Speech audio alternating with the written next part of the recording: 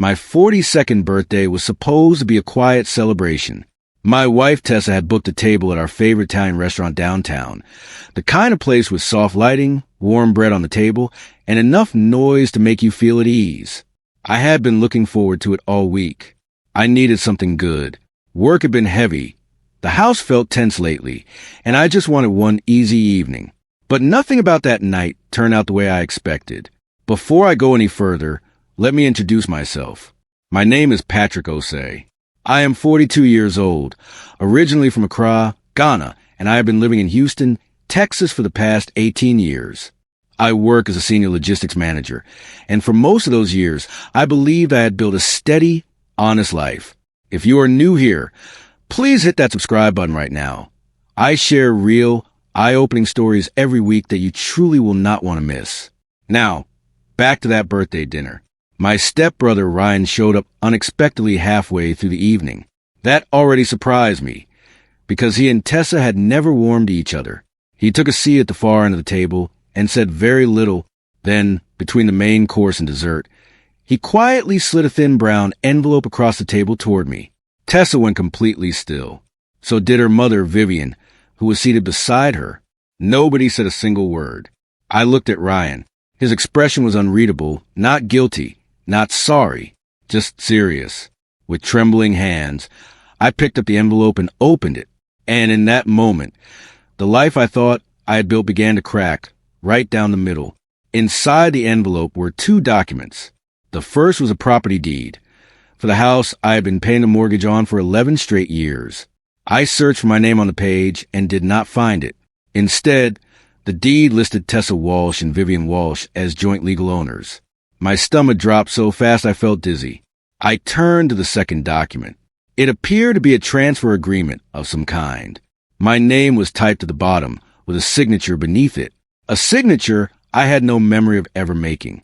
I set the papers down slowly and looked up at Tessa. She met my eyes without flinching.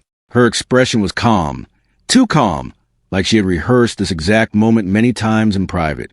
"You misunderstood the financial arrangement we made years ago," she said. Her voice was flat and even. "The refinance was structured that way for tax purposes. We explained all of this to you at the time." I had absolutely no memory of any such explanation. Vivian sat back in her chair and folded her arms across her chest. She did not look worried. She looked satisfied, the way someone looks when they are watching a plan fall into place exactly as they designed it. The candlelight caught the slow curve of her smile, and a cold feeling moved through me from my head to my feet. I started to respond. But before a single word left my mouth, Ryan, still seated quietly at the far end of the table, gave me a long, deliberate look. It stopped me cold. It wasn't pity or regret. It was a warning. He hadn't slid that envelope across the table to embarrass me. He had done it to wake me up. I excused myself from the table and stepped outside into the cool night air. The restaurant noise faded behind the heavy glass door. I stood on the sidewalk, breathing slowly, trying to arrange my thoughts into something useful. Then I heard footsteps behind me. It was Ryan. He came to stand beside me, his hands tucked into his jacket pockets. He didn't say anything right away. He stared at the passing cars for a moment, the way people do when they're choosing their words with care. "I want you to know something first," he said. "I didn't give you that envelope to hurt you." "Then why?" I asked. He exhaled slowly. "A few weeks ago, Vivian asked me to help her sort through some boxes of old paperwork in her study. I was just trying to be useful. You know how she is, always making it seem like a small favor. But as I went through the files, I found documents that didn't sit right with me." He paused and looked at me directly. "Patrick, I don't think the house transfer was done legally." The words landed like something heavy dropped in a quiet room. "What do you mean?" I said, keeping my voice low. "I mean someone may have used your name without your real knowledge or permission," he said. "And there is more. There's a photograph in that envelope. Look at it carefully when you get home tonight. Study who is in it, and look closely at what they're holding." He turned and walked back inside before I could ask another question. I stood alone on the sidewalk for a long moment, the envelope pressed under my arm, suddenly feeling very cold. I waited until I got home that night before I spread everything out again.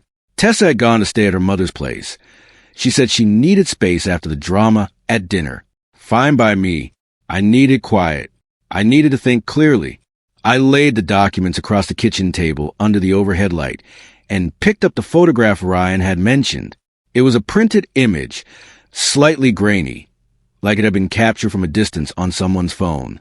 But the faces were clear enough. Tessa and Vivian were seated at a conference table. Across from them sat a man in a dark suit, clearly a lawyer, from the folders and papers spread between them. All three were leaning in close, focused.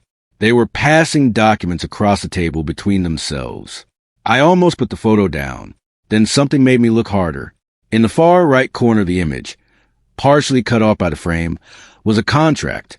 And near the lower section of that contract, I could make out a name, my name, Patrick Osei, with a signature underneath it. But the date printed near the top of that document was 3 weeks earlier than what I remembered as the day I had signed anything related to the refinance. My name was on a contract I was never shown, at a meeting I was never told about, with a signature that appeared before I was supposedly even asked to sign. My heart was pounding now. This was not a misunderstanding. This had been carefully planned. I could not sleep that night. I lay on the couch staring at the ceiling, letting a memory I hadn't thought about in years slowly come back to me. It was a Thursday evening, roughly 9 years earlier. I had just returned from a 3-day work trip to Dallas, overseeing a logistics audit for our largest client. It had been a draining trip. My feet ached. My eyes were heavy. I wanted nothing more than to shower and sleep. But Tessa was waiting at the door with a thick stack of papers and a pen already in her hand. She told me the bank needed us to finalize some refinance paperwork that same evening, or we would lose the lower interest rate. She said she had already reviewed everything, and it was completely routine. She kept using that exact word, routine. I signed wherever she pointed. I did not read a single page. I remember making a joke about trusting her more than I trusted paperwork. She laughed. We ordered pizza afterward and watched something on television. Now, lying in the dark on my own couch, that memory felt entirely different. The timing felt engineered. I had walked in too tired and too distracted to read anything carefully, and someone had taken full advantage of that.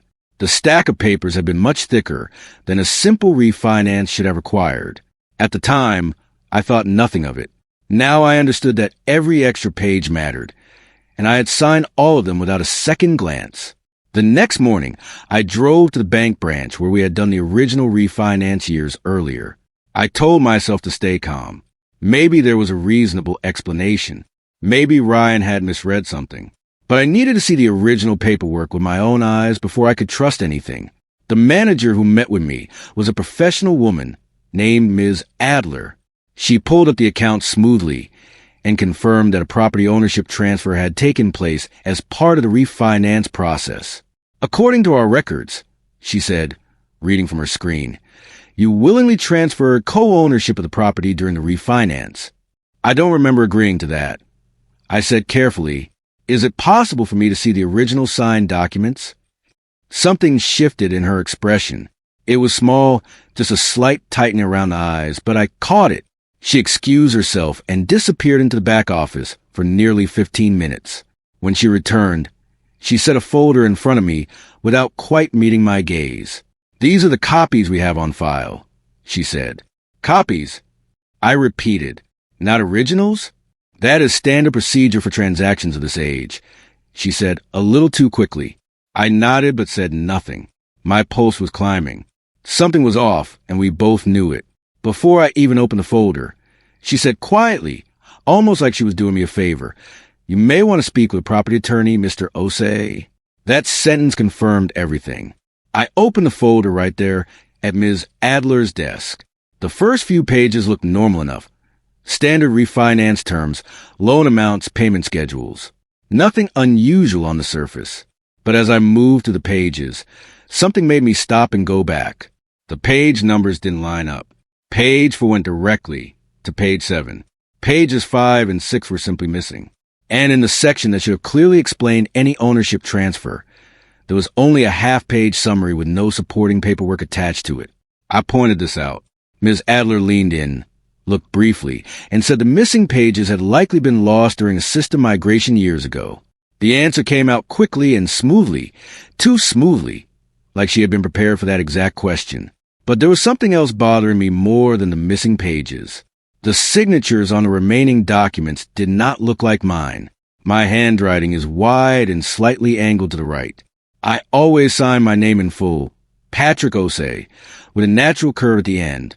The signatures on these pages were tight, upright, and compressed into a shape that could have belonged to almost anyone. I closed the folder calmly and thanked Ms. Adler for her time. I walked out to the parking lot, sat in my car, and held the steering wheel with both hands. I was not overreacting. I was not confused. Something had been done to me deliberately, and now I had seen enough to know it. Ryan had mentioned an attorney, a property lawyer named Mr. Bowen, who operated out a quiet office on the 4th floor of a building in Midtown. I called that afternoon and got an appointment for the next morning. I brought everything: the envelope documents, the bank copies, and the photograph. Mr. Bowen was a serious man in his late 50s. With reading glasses, he kept pushing down his nose as he worked. He said very little while I laid everything out on his desk. He just looked, carefully and without hurrying. He studied the documents for a long time. He went back to the signature pages twice. Then a third time, he held one page up toward the window and examined it in the natural light. His expression stayed steady throughout, giving nothing away. Then he set the page down and removed his glasses entirely. Mr. Osei, he began, his voice quiet but firm. There are inconsistencies in these documents that I cannot overlook. The ink distribution on these signature pages does not match what you would typically see in genuine original paperwork. And these dates, he tapped 2 specific pages. These do not line up correctly with the standard refinance processing timeline. He paused, looking at me directly. If this is what I believe it to be. He let the sentence sit for a moment. You did not sign these. The room went completely silent. I had been building toward that possibility for 2 days. But hearing it stated out loud, calmly and professionally by someone who knew exactly what they were looking at, that was something else entirely. I drove home that evening carrying a strange mix of fear and sharp focus. Mr. Bowen had been very clear with me before I left his office. Stay quiet. Do not confront anyone. Do not let Tessa or Vivian know that a lawyer is involved. Just observe, collect, and let the legal process do the work. I was determined to follow every word of that advice. But Tessa came home that night. She walked to the front door just before 8 o'clock, set her keys on the counter, and turned to face me with her arms folded. Her expression was different from the restaurant. At dinner, she had been almost bored. Now she was tense, her eyes watching me carefully. I hear you have been asking questions at the bank, she said. I kept my face completely still. I just wanted to understand our paperwork. Patrick, her voice dropped lower. You need to stop this.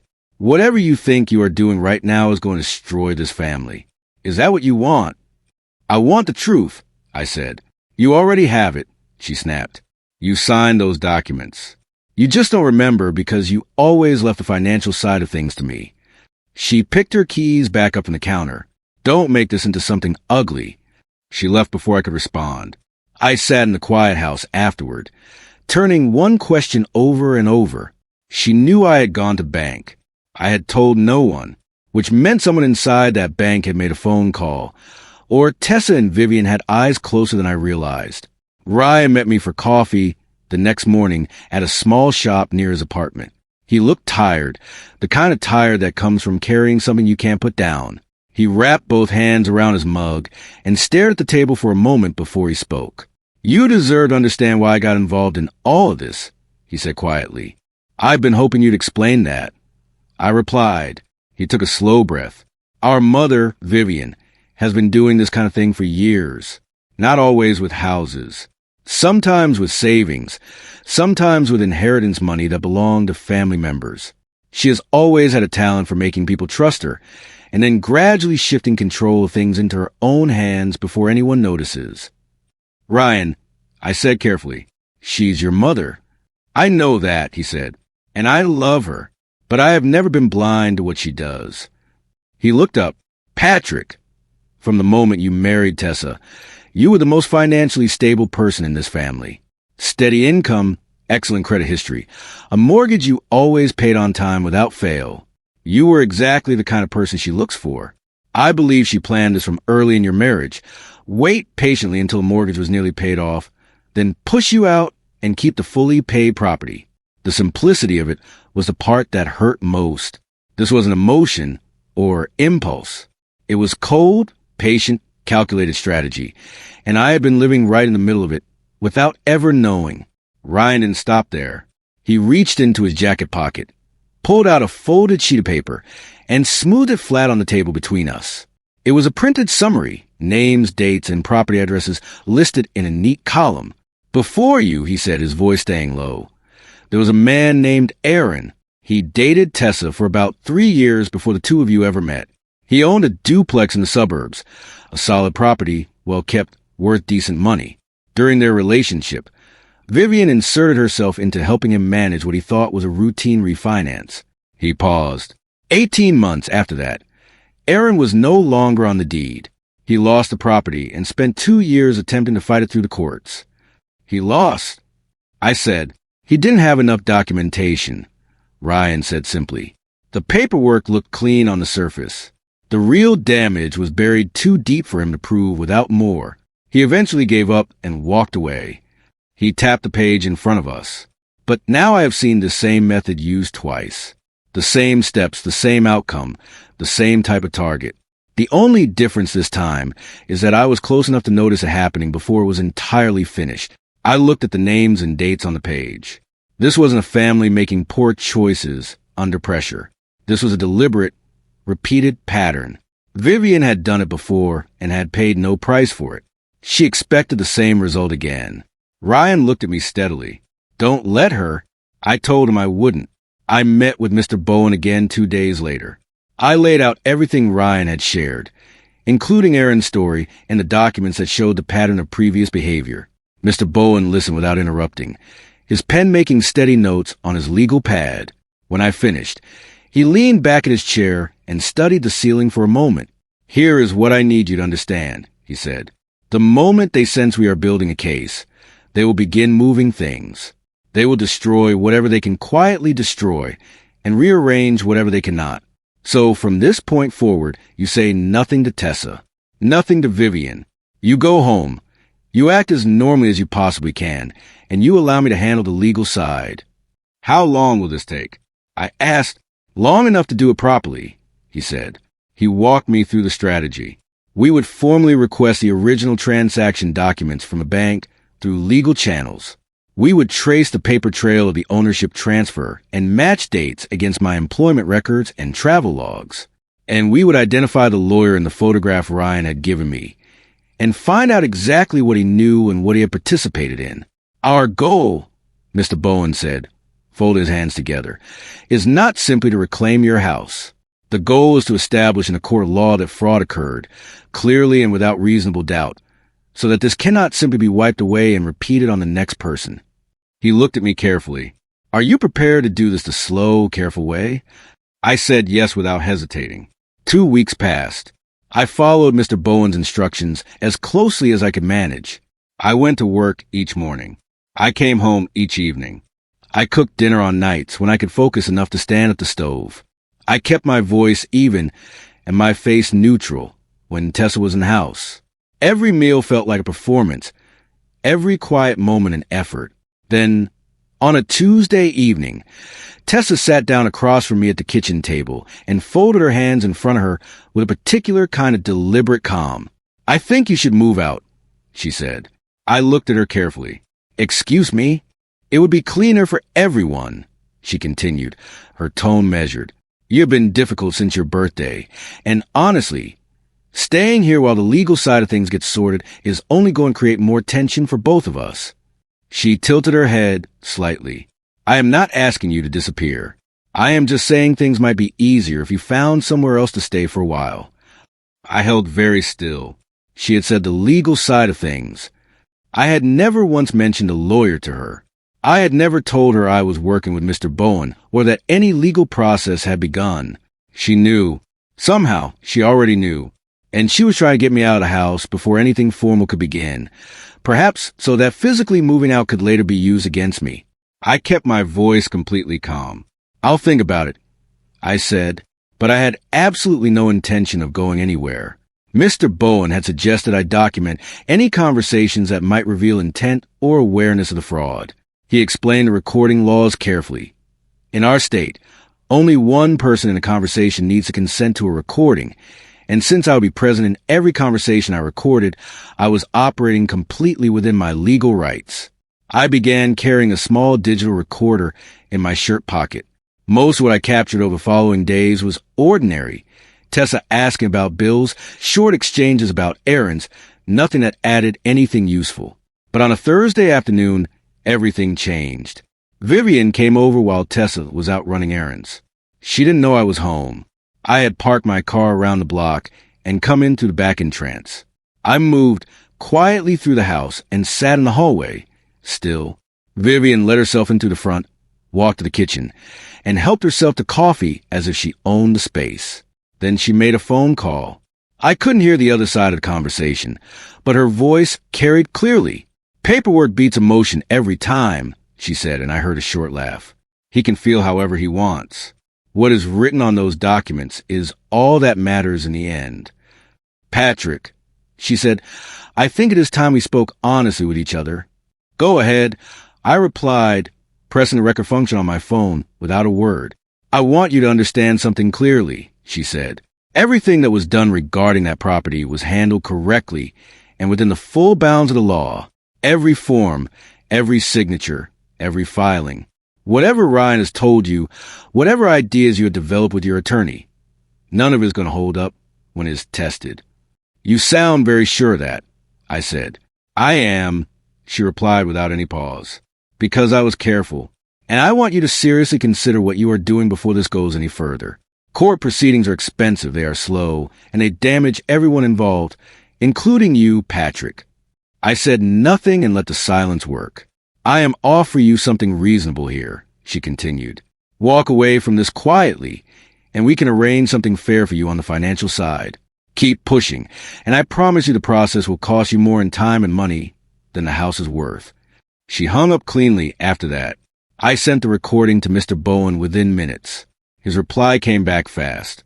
One word. Perfect.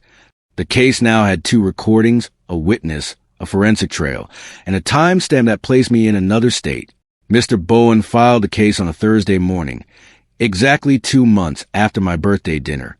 The submission was thorough. The photograph from Ryan's envelope, the timestamp evidence from the bank's electronic records, my Atlanta travel documents, Mr. Okafor's formal written statement, both audio recordings, and the full report from a forensic document expert Mr. Bowen had brought in 2 weeks earlier. That expert had confirmed what we suspected. The signatures on the transfer documents were not original. They had been reproduced, copied from an existing document bearing my genuine signature. The source, the expert believed with strong confidence, was a home insurance application I had signed approximately 7 years earlier. The court filing itself was quiet. No announcements, no raised voices, just a clean, carefully constructed legal submission that laid out the fraud in exact and verifiable detail. But the effect on Tessa and Vivian was immediate. Ryan called me that same evening. "Their lawyer has been making calls all afternoon," he said. "Vivian is rattled. The timestamp evidence specifically seems to have caught her off guard. She wasn't expecting anyone to pull the electronic filing records." "How do you know all of this?" I asked. "Because she called me in a panic," Ryan said flatly. "She wanted to know what I had told you, and exactly when. She kept asking whether you had been planning this for a long time." He paused. "She's beginning to realize that the documents may not protect her the way she assumed. Their own lawyer is now asking questions she doesn't have clean answers for." For the first time in 2 months, I let myself breathe slowly. The formal discovery process began 3 weeks after the initial filing. Under court order, both sides were required to produce all relevant documents for examination and review. Vivian's legal team submitted their copies of the refinance paperwork, which, as Mr. Bowen had predicted, differed slightly from the bank's copies in terms of which pages were included and how certain sections were arranged. Mr. Bowen's forensic expert went back to work with everything now on the table. Using high-resolution digital scanning software, the expert analyzed the signature pages at a microscopic level, examining ink pressure, pen lift points, character spacing, and the subtle physical variations that genuine handwriting always carries. What the analysis revealed was definitive. The ink pattern, spacing, and pressure distribution on the transfer signatures matched the signatures on my old home insurance form, not just closely, but exactly, character for character, down to the specific way the loop on the letter P closed at the top and the slight upward lift of the pen before beginning the O in Osei. This was the key point the expert stressed clearly in his written report. Genuine signatures from the same person, even signed moments apart, always carry small natural differences. Handwriting cannot be perfectly reproduced by a living hand. These carried no variation at all. The only explanation that held up under scientific analysis was mechanical reproduction, one image copy from another. Mr. Bowen submitted the expert's full report to the court as a supplementary filing. He told me afterward that the judge had set a hearing date within the month. In legal terms, that meant things were moving at speed. "They are running out of road," Mr. Bowen said simply. The news of the court filing began moving quietly through the extended family. I had told no one except Ryan and Mr. Bowen. But these things find their way. They always do. Tessa's aunt, a warm woman named Bernice who had always been kind to me at family gatherings, called one afternoon just to ask how I was holding up. She didn't say very much, but she asked enough careful questions to make it clear she had heard something. She did not sound like she was calling to defend Vivian.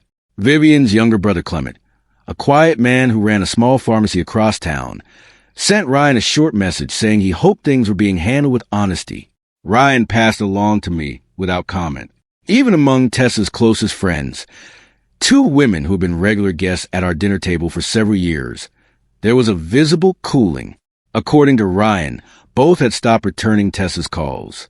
He heard this through people they all knew in common. Vivian had always operated from a background.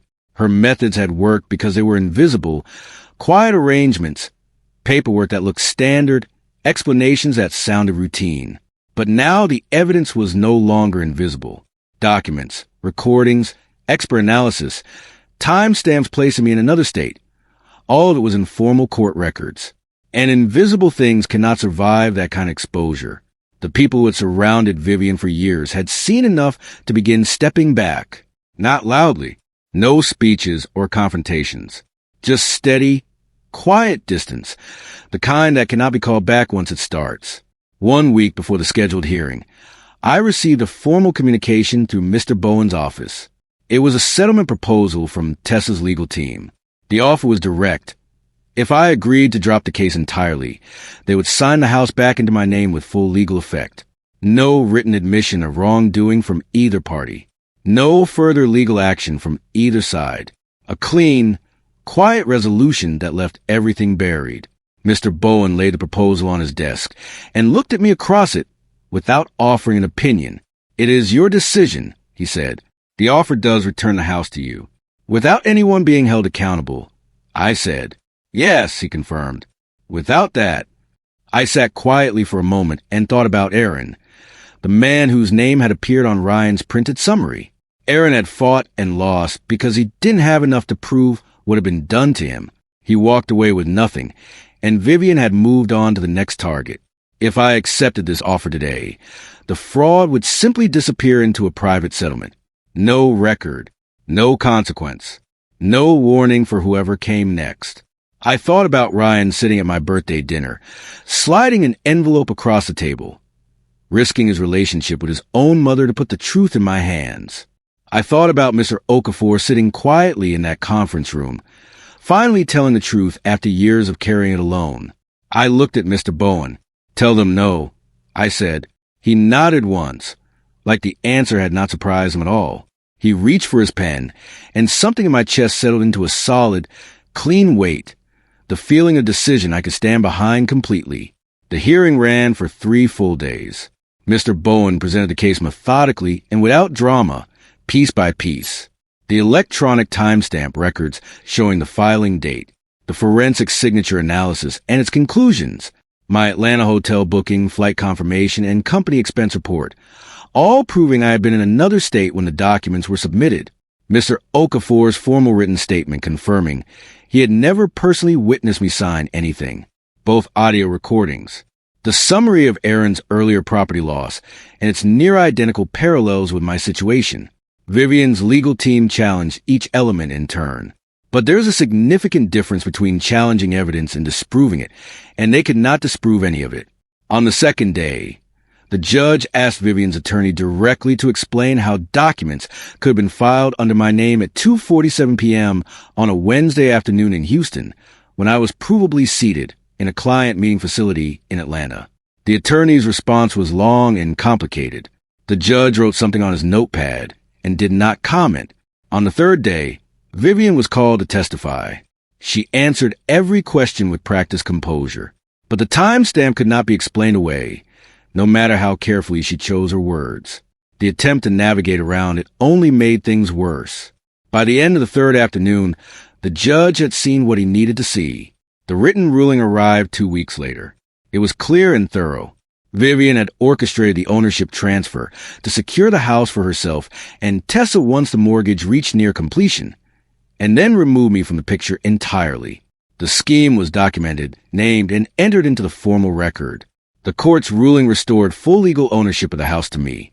The fraudulent transfer was declared void in its entirety. Vivian was referred to the district attorney's office for a formal criminal fraud investigation. The quiet, composed reputation she had maintained for years began coming apart almost immediately. Through the extended family, through former associates, through people who had trusted her and now felt differently. Tessa moved out within the week. She took what was legally hers and left without a scene.